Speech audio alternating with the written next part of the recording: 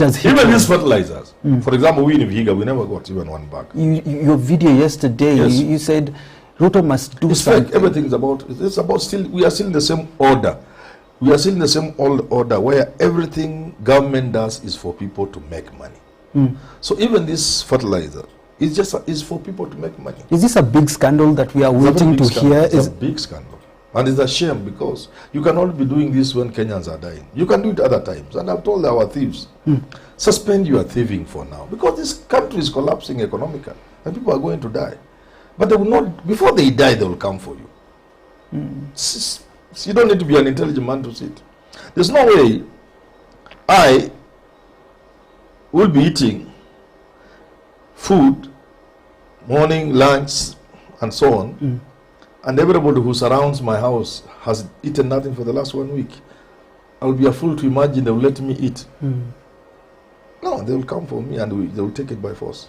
Let me ask you this. If Ruto is able to just do something on this unga, to get it to 100 as Raila wants it to be, will Raila still have people behind his back supporting him? Because this is the main reason so many people are behind him. What the problem is, there's a twin problem of cost of living and historical injustices as far as elections are concerned. So long as a big chunk of this country feel that they will never be president, things have been worked out in such a way many people can never aspire to be president, and that this country doesn't seem to belong to all of us. Even if you give people unga 30 shillings, or free for that matter, this twin problem, the other one has not disappeared. So you must sort out both. But surely if you reduce the price of unga, then you will surely be knocking sail out of the winds of Raila Odinga. It will affect it. And that will be a good thing for people to be able to afford maize flour. But look at it this way.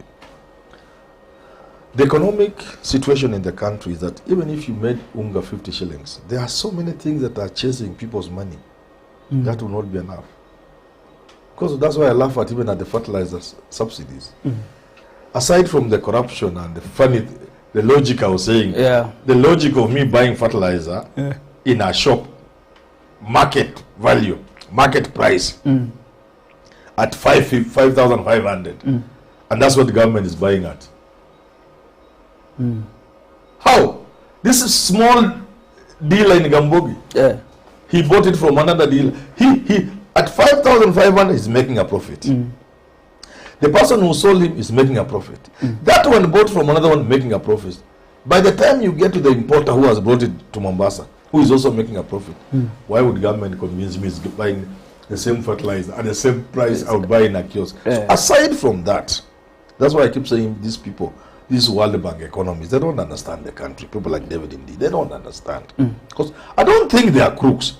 I don't think these are crooks. It's just he doesn't understand the architecture of the country, which is political, economic, socio-economic, and everything put together.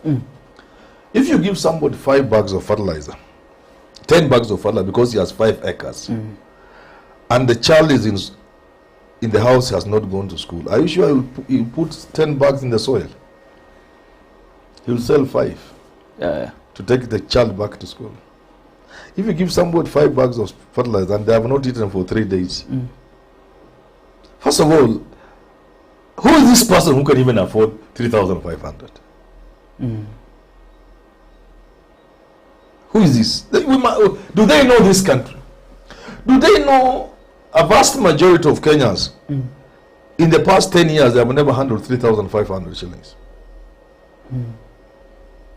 So it's understanding your country. That's what I'm saying. Just, it's taken too long on the introduction. Just to tell you that if I went to State House, I can open their eyes. And they can see these people, all this like Alonso, right? They don't even know the price of bread if you ask them. And this is why I kept saying, high profile. I saw you in Azimio Presser the other day just getting it. He's saying he saw you and you're saying that. But I was hiding.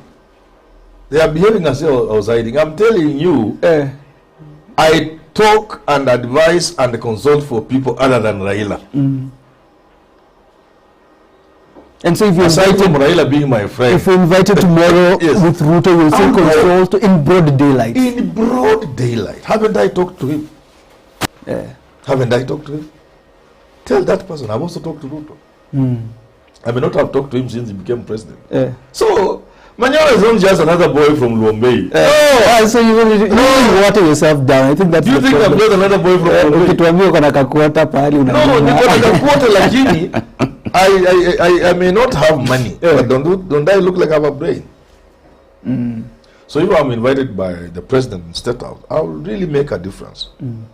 I will help them see what they are not seeing. There are many things they are seeing. There are one or two things they are seeing. So even if you put the price of unga down, and petrol is still up, diesel is still up, electricity is still up.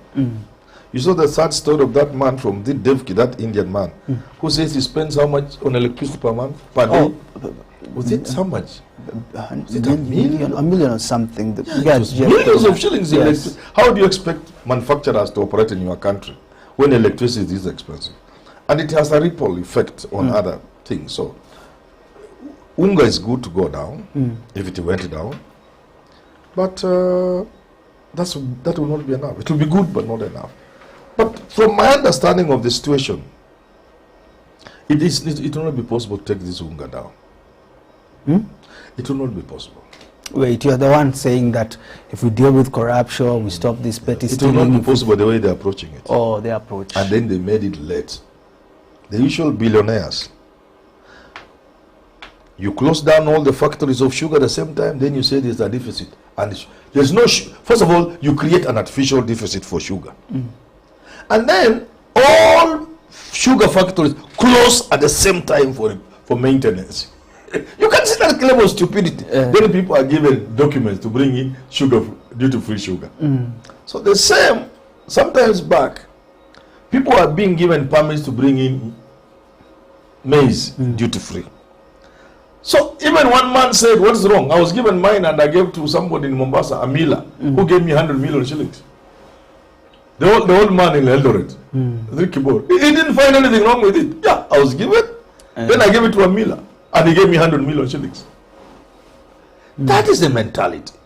So if we had not approached this problem in that usual manner of people making billions, if we knew there was a crisis and we needed to put unga down, if we knew the Russian-Ukraine war was going to affect grain supply, because those are the biggest suppliers of grain in the world.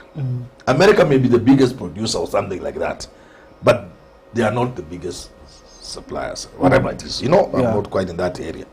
But let's just say they are some of the biggest suppliers. It will disturb the market in terms of supply. We would not have gone in this game the way we normally go into it for people to make billions. We would have quickly moved in an organized, systematic manner and brought enough grain into the country. By now, we'll just be laughing as other countries are suffering. And we are waiting for our farmers to harvest their crop. Unga will be at 100, 110, 120. Do you think Azimio should come and then subsidy will also have to come in? Should Azimio come up with a practical strategy to show government, even before talks, because that I think is what Cleophas Malala was saying, that look, you guys were in this together during the handshake, they say it's handshake brothers, and now you want us to reduce the cost of living, give us your strategy if you are serious. Should Azimio at least try to come up with something like that, more like what they did with their manifesto, so that Kenyans can see it's actually practical what they're telling government to do? I'm not so sure that is possible, and I'm also not sure it's done like that anywhere in the world. What I'm sure of, however, is in times of crisis like this, people forget their differences and come together. Americans did this just before Obama came in. I think around the time Obama was coming in, because big corporations were collapsing, the economy was diving. Things were getting out of control. Government needed to do something about it. And there was a bipartisan approach. Both sides of the divide came together quickly to save America. So I would think this is where we are today. That Ruto and Raila must bridge the gap, must come together and work on how they can improve the economy and save it from collapse. If this economy collapses, it will take quite a while to get it back.